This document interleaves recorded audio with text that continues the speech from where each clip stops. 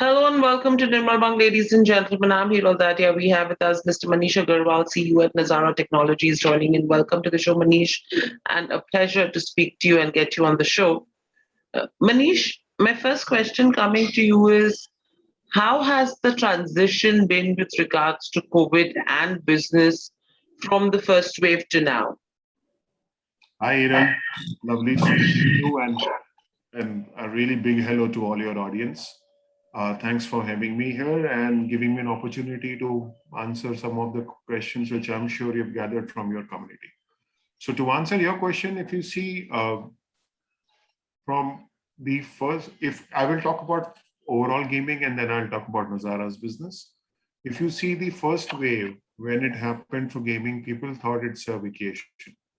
And they thought it's going to be finishing in 30, 40, 50 days. And hence, you see a big spike in April time period in all skill-based gaming businesses and all your free-to-play mobile gaming businesses in terms of DAUs, transactions.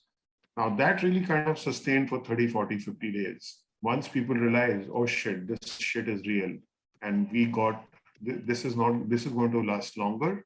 And then the worries started, things started coming down to normal. I think the second wave has been more brutal, as all of us know. And entertainment has not been the primary need for people. It is their security, their family security, their friend security. And I have not seen any kind of jump in the second wave at all. Because when you are kind of really struggling with roti kapda makan, you are not really kind of getting into higher order benefits. Yeah. As far as Nazara is concerned, our nature of businesses, right? If you see, it's been a mixed bag. We have Kidopia, which is on 2 to 7, which does not get impacted. The engagement numbers of 2 to 7-year-olds, because they have 3 hours maybe of play school max, then they are at home, they have multi-devices, houses. So pre-COVID, during COVID, post-COVID, whether it's an engagement or retention numbers have been the same. If you look at esports, it's a mixed bag because we used to really do a lot of offline, and we believe that offline stadiums create that kind of camaraderie, community, and that whole experience really amplifies itself, which we have not been able to do. And hence, couple of our own IPs, we have not been able to scale. 2 years is a big time. We would have scaled even bigger.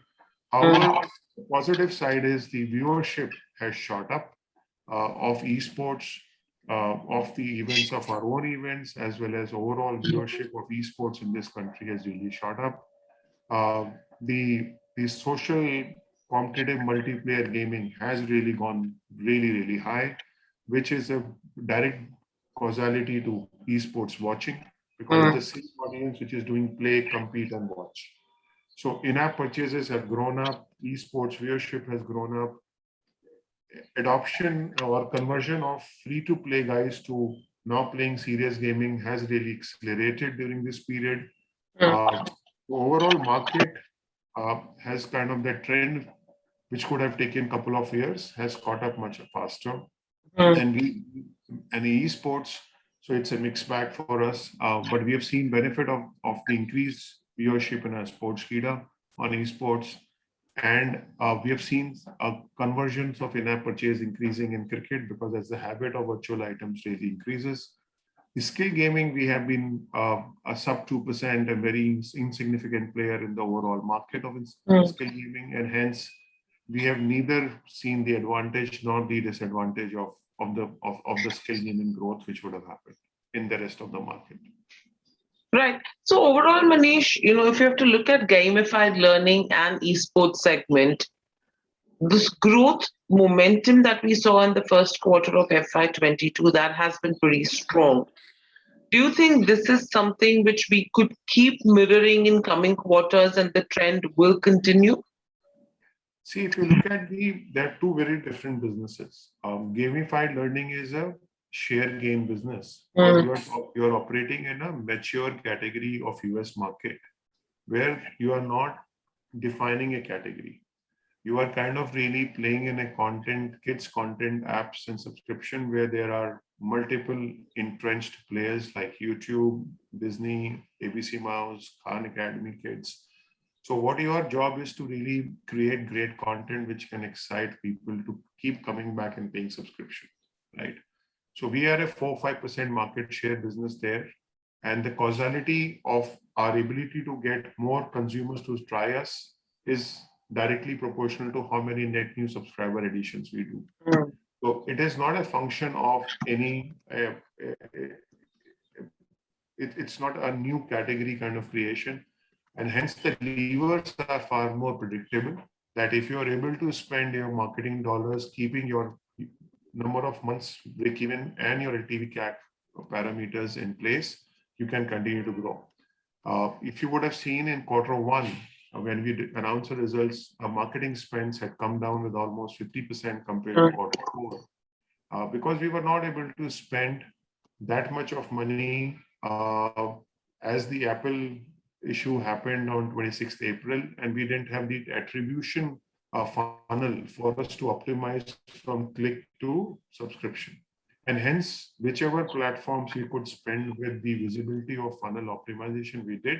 Whichever platform we couldn't, we stopped. Now, in the second quarter, as we have now expanded our reach of more such touch points, which are enabling us to have visibility of the funnel, we have increased the marketing spends, and they will keep increasing as more and more clarity emerges on this whole attribution business. So I'm very confident that going forward, your marketing spend will increase, hence net new subscriber growth will happen and your revenue will increase. Esports is a very different business where you are kind of really building the market. There is nothing there. You are the market, you are 80%.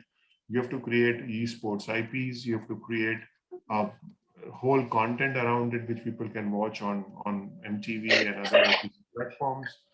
You have to really go and evangelize to brands. You have to really work with publishers and excite them about India market. So it's a full ecosystem kind of a play where you are as a leader taking that whole effort of building the market. And that is where we have been doing it for the last 3-4 years, and we'll continue to do that. And that's where our recent acquisition of the live businesses and gaming businesses of OML really comes into picture, because we are seeing that 14 to 30, we want to have more and more volume of eyeballs. We want to really massify game entertainment esports so that we can create that volume, which can generate more media rights business for us, because that's our core business. So acquiring IPs, which have already affinity, and then adding gaming to it is no brainer, because you're talking to the same 14-30 audience, and lines are blurring between games as gaming is becoming mainstream.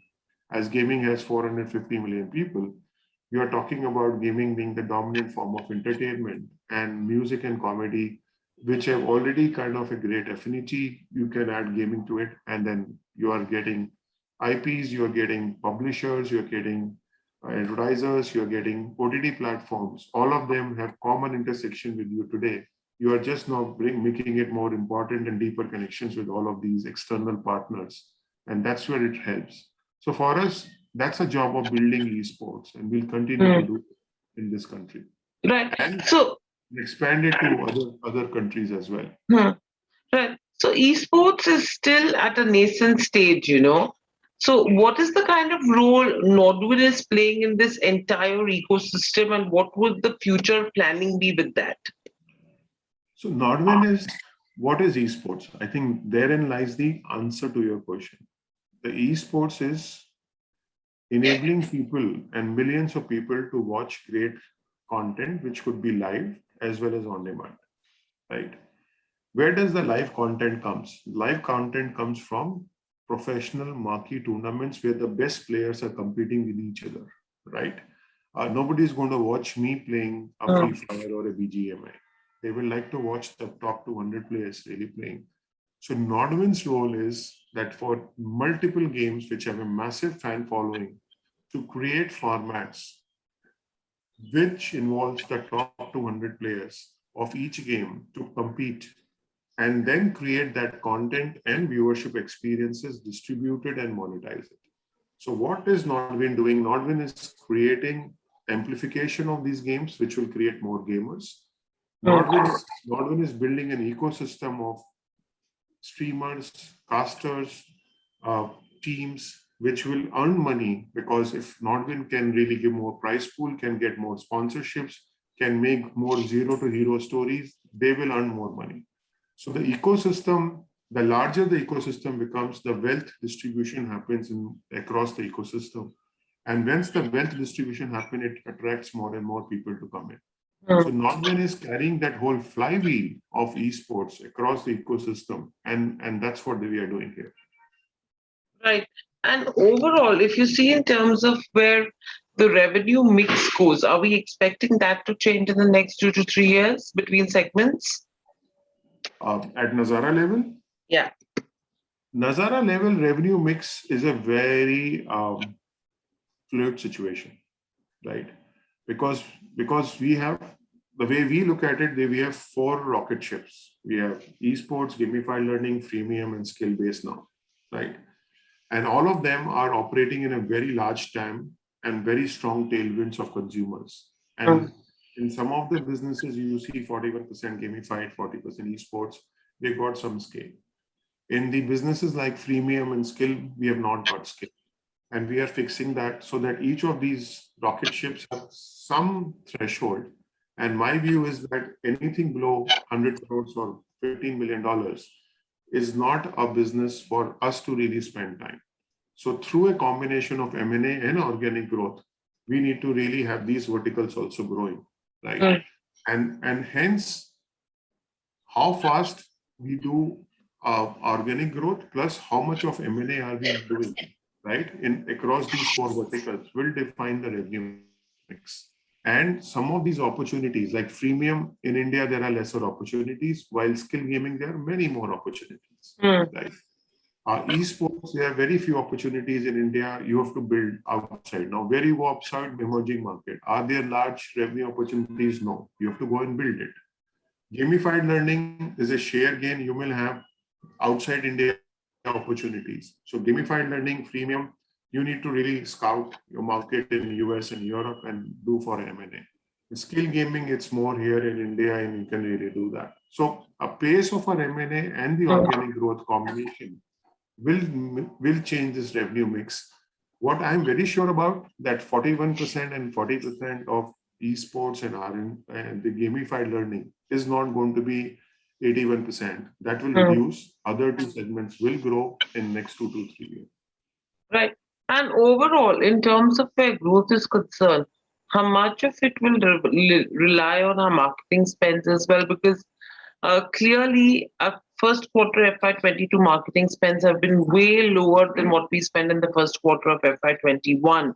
So is this the trend that is expected to continue, or do you think we will be increasing our market spends on an annual basis from here on?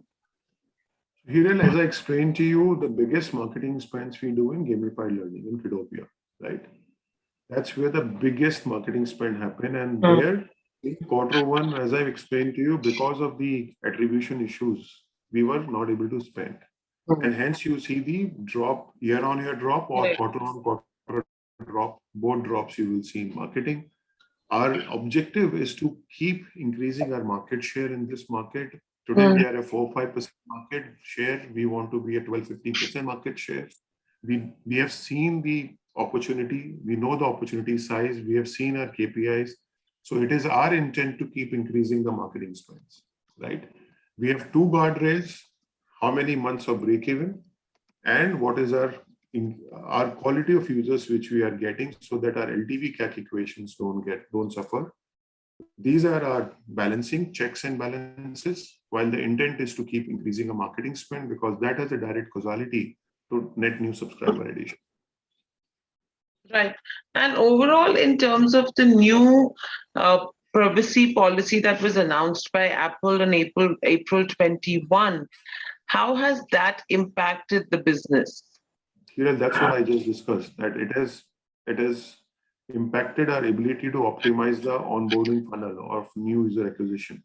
Correct. But in terms of financials, I mean, that's what my question was. In terms of financials, has there been a major impact, and is there a solution to it?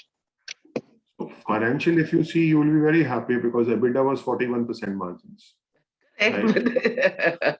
Right. That's in a consumer internet business, you are delivering a quarter-on-quarter revenue growth, also as well as massive bump up on margins, is something which, if there was any other business, people will be happy. I'm not happy because I believe that we are operating in a large opportunity and we need to grow much faster and not really deliver such high EBITDA margins, right?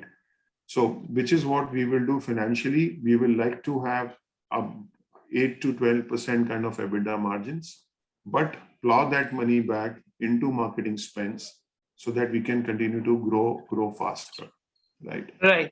We do not want to grow 4%, 10% year on year. We want to grow at 35, 40, 50, 60% year on year if we can spend the marketing dollars keeping those two guardrails which I spoke about. Right. And in terms of acquisitions as well, we've recently done the real money gaming side, an acquisition on that front. We have recently acquired gaming adjacent IPs and gaming talent business as well from OML Entertainment. And we've strengthened our international presence with the acquisition of Publish Me, which operates in free to play games. Now, with all of these acquisitions, what is the kind of added growth that we could see? What are the kind of benefits that we are expected to see with all of this? Hiran, if you look at strategically, I have following white spaces in my portfolio. I have, as I mentioned, I have 4 verticals. Correct. Right? Within, let's say, the kids vertical, I have my Kidopia is 2 to 7. I don't have any offering on 7 to 12. Right? I would fill that through M&A at some point of time. In esports, I have to get more IPs and I have to require more capabilities to execute in India as well as outside India. That's where your acquisition of OML Live through IPs, adding more partnership capabilities with game publishers and OTT platforms, and Publish Me in Middle East so that we can now work with more publishers to execute their offerings in GCC countries. So that's where we are adding more capabilities, capacities, as well as the IPs. Tomorrow, if we were to now do a IPR for our own in Middle East for esports, we have a team which can execute. We are not really kind of looking for how to go about it. Because it's a different market, different community, different nuances. In the freemium space, we have cricket. We need to grow that, but we need to also acquire some more IPs which are adjacent to the demographics of 14-25 males. And we have to really look for them and sort it out. The 4th vertical is skill gaming, which we have been strategically cautious, which is 2% or was 2% of our total revenue in Q1. If you see our revenue mix, this is a segment which is 80% of India market, roughly around 11,000 crores to 13,000 crore revenue market. Revenue which platform runs. I'm not talking about total transaction. Transaction would be 5x, 6x, 8x of this number. If you see, it is dominated by sports fantasy, rummy, which contribute to 70-75%, and then poker, and then casual-based games, real money game. We have been absent in this space or insignificant. I'll not say absent. We want to kind of really look at, now that we have a portfolio of gamified learning, esports, and freemium, which is some scale, very strong, tangible, predictable growth of revenue, growth of margins. We know that this is a solid portfolio, solid base, and it will continue to grow. This skill-based gaming has always been a bit of turbulent area because of the statutory issues. And if you were to make only be this company with any states banning it, you will have turbulence. And as a listed company, you look for a predictable base of revenues and predictability of growth. And that's what we wanted to really build it first from 18 to now. Now that having built it, this is a very large part of the market, which we can't be sitting in India, we can't be just sitting outside, and we need to partake in it. we need to have our idea of about the regulatory thing is that it's still gray, but that shade of gray is moving towards white rather than moving towards black. The intent of the governments and intent of judiciary is to solve it and create an enabling framework.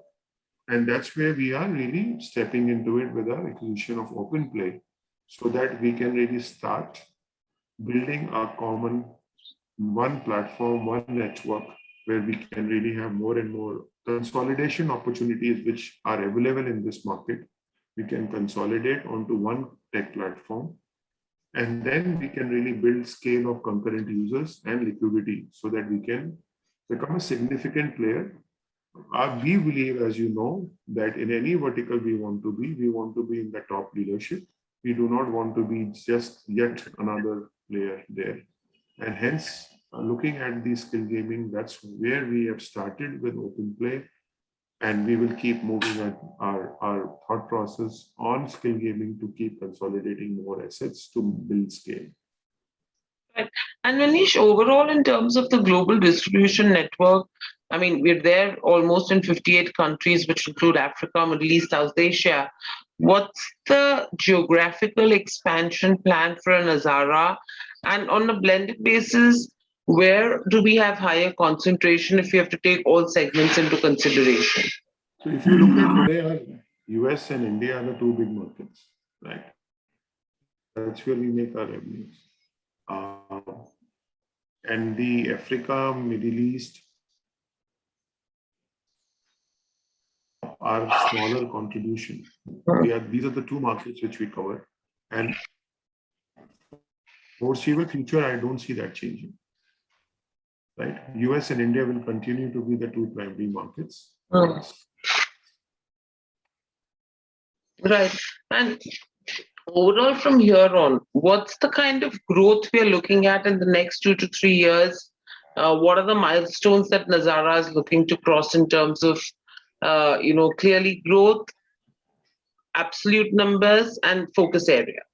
Here we are very clear that we have laid out our strategy, we have laid out our businesses, we have laid out our growth drivers, right?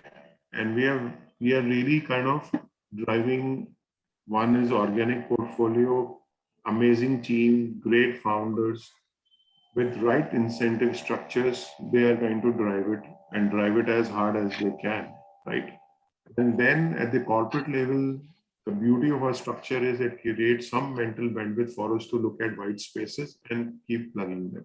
Combination of these two, our desire is to really kind of become one gaming house, which is kind of riding on any great opportunities in gaming in India and emerging markets. We want to be really behind that opportunity and being acting as a catalyst to grow that. So that this whole Friends of Nazara network is really kind of has huge amount of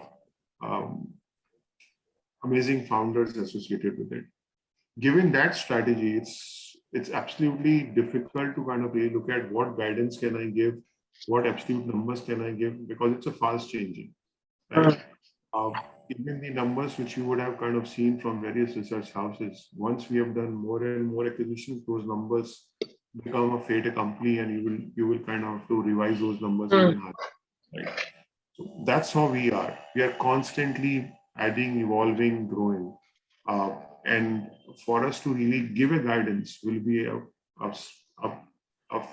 theoretical exercise given our strategy. Absolutely. I mean, agree with that as well, with the kind of acquisitions that you've been doing as well. But good luck, Manish, from here on. Always onwards and upwards is the kind of journey we are expecting you to see as well. Congratulations once again so far, and stay safe, and thank you so much, and speak to you soon again. Thanks, Hira, for your wishes, and well-wishers like you keep driving us. Thank you so much. Thanks. Subscribe to our YouTube channel for in-depth interviews of India Inc. and press the bell icon so that you do not miss our updates.